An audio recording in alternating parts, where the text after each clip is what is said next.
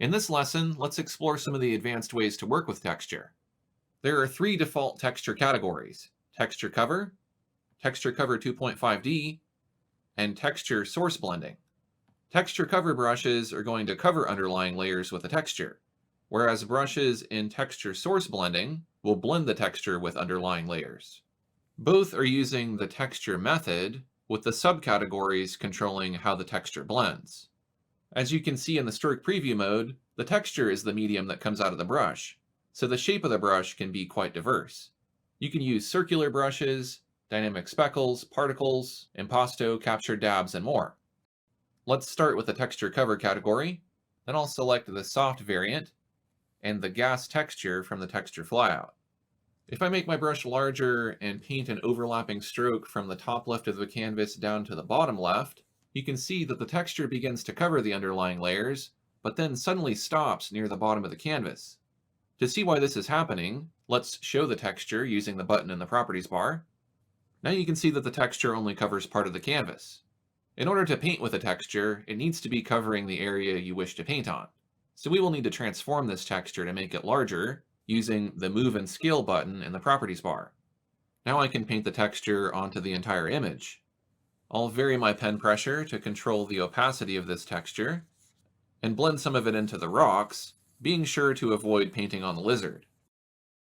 If we want the texture to blend with the underlying layers, we'll need to choose a brush from the texture source blending category. Let's try soft, and I'll choose a blue color to paint with. Source blending requires a source to blend with, so you must paint onto a layer that already has something on it. I'll select the lizard layer.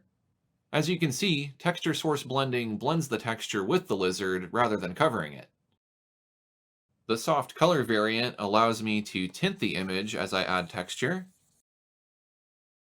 Let's try soft Luma next. I'll select the high-tech texture.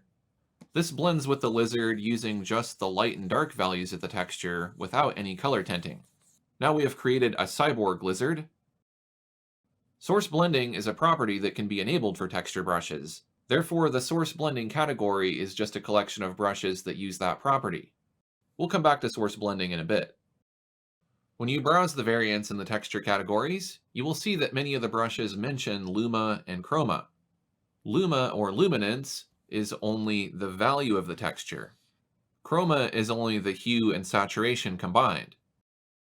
Whereas the cover mode covers underlying layers with the combined color and value of the texture, the chroma and luminance modes allow you to isolate the texture color from the value.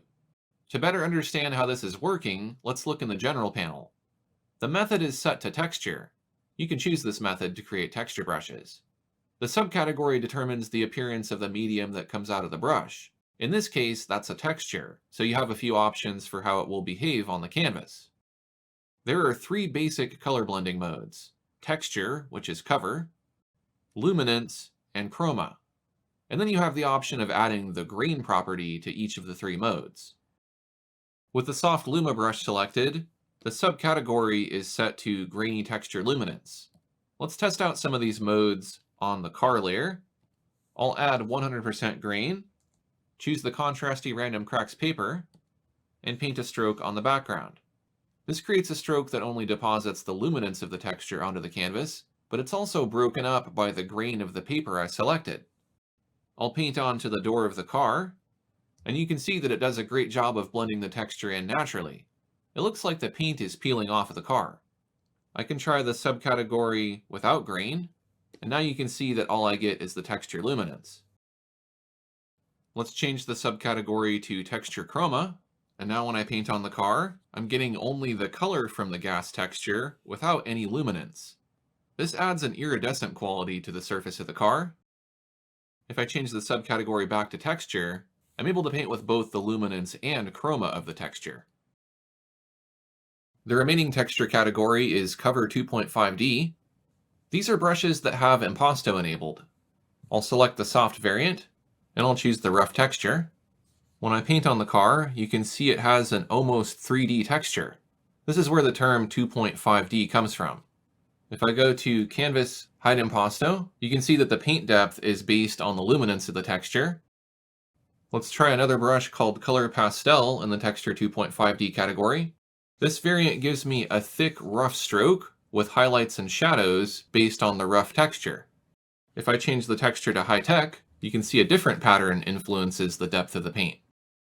You can even change the lighting on the impasto by going to Canvas Surface Lighting.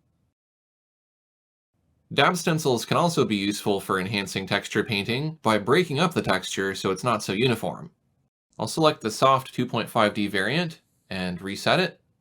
And from the advanced brush controls, I'll go to Shape and apply a dab stencil based on the cloud's flow map. I'll increase the strength of the dab stencil to 100%, and I'll paint on the car. As you can see, the dab stencil is eroding the texture, creating the effect of holes that reveal electrical components inside the car.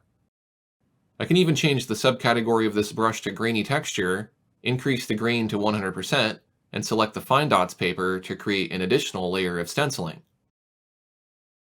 So far, most of what I've shown you about texture painting revolves around painting onto existing images. But textures can also be useful for enhancing the appearance of the natural media in Corel Painter. For example, I'll switch to a blank canvas and select my custom watercolor brush called Texture Watercolor. This has a dab stencil applied that is based on the texture. The high-tech texture looks unusual with watercolor, so let's change the texture to Desk Paint and change the paper to cold-pressed watercolor. Now I get watercolor paint with a variable texture that looks more organic. You can add texture dab stencils to lots of different types of brushes, so if your paint is feeling a little flat, try adding a bit of texture to give the brush some character.